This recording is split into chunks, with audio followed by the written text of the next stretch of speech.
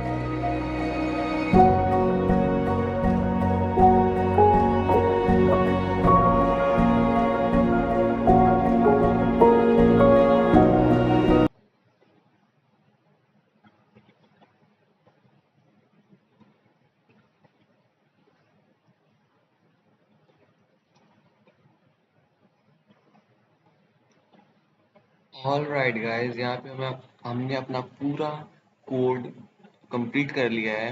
और एक bar code को रन करा के देखते हैं क्या कोई बग है या सक्सेसफुली हमारा कोड रन कर जाएगा। सो फिर देखते हैं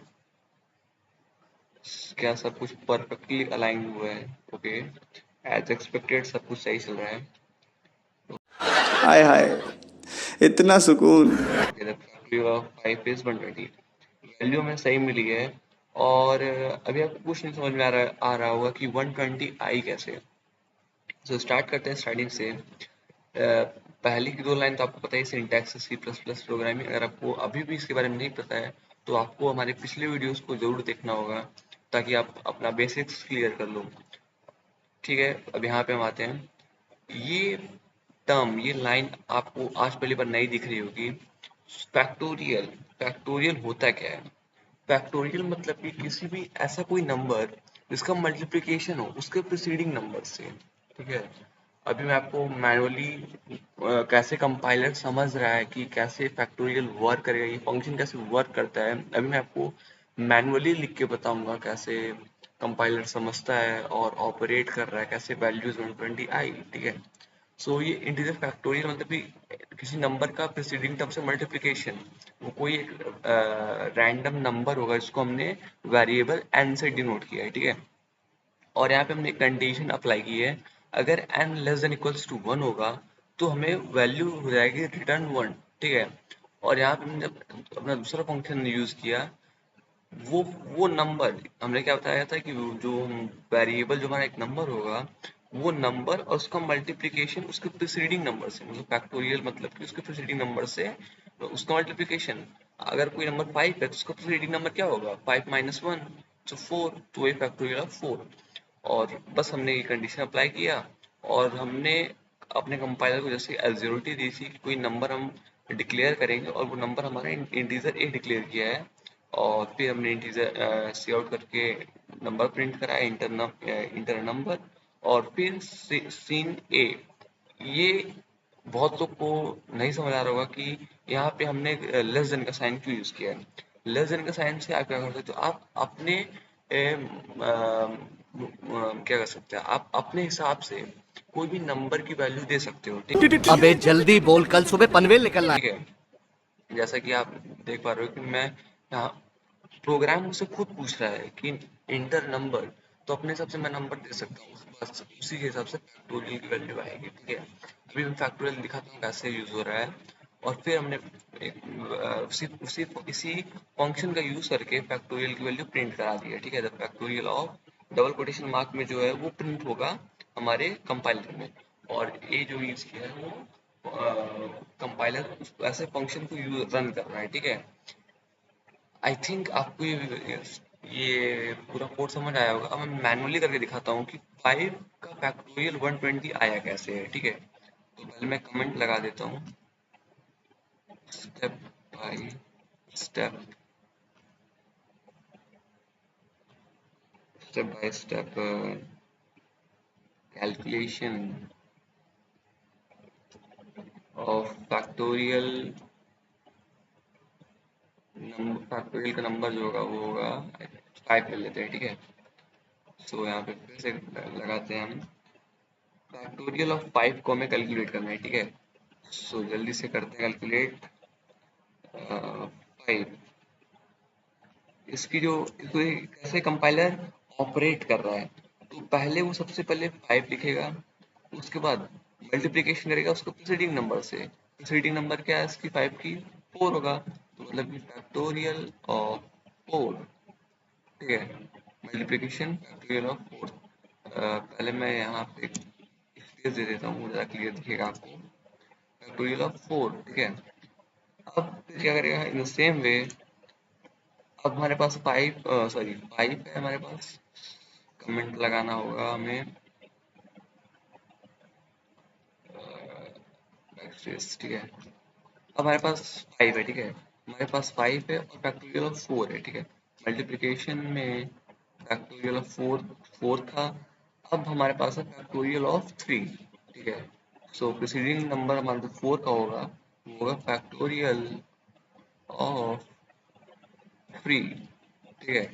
in the same way factorial of 3 का क्या होगा, हमारे पास 5 था, मल्टीप्लिकेशन में 4 था, मल्टीप्लिकेशन में अब हमारे पास आ गया है 3, ठीक है।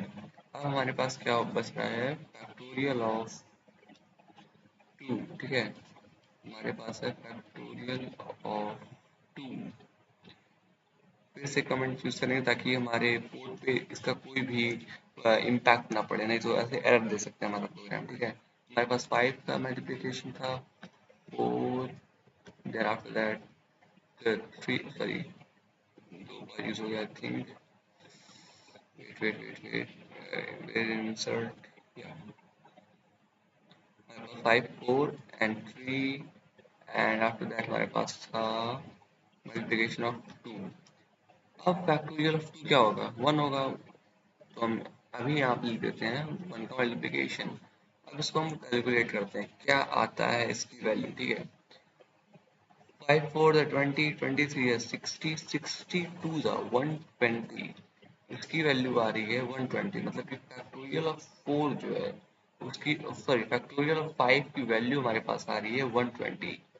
बस हमने मैनुअली रन किया है कि फैक्टोरियल ऑफ 5 120 आ रहा है। अब जो हमने कोड यूज किया है उसके थ्रू देखते हैं क्या सच में 120 वैल्यू आ रही है। सो लिख के देखते हैं एक बार, enter number 5, yes, factorial of 5 is 120, और वही सेम वैल्यू यहाँ भी आ रही थी। और आप मतलब कि ये टॉपिक है ना भाई, इससे आप बहुत बड़े से बड़े कामों को एकदम मतलब कि छोटे से लाइन ऑफ कोड से आप बहुत से बड़े काम को बहुत इजीली परफॉर्म कर सकते हो, ठीक है।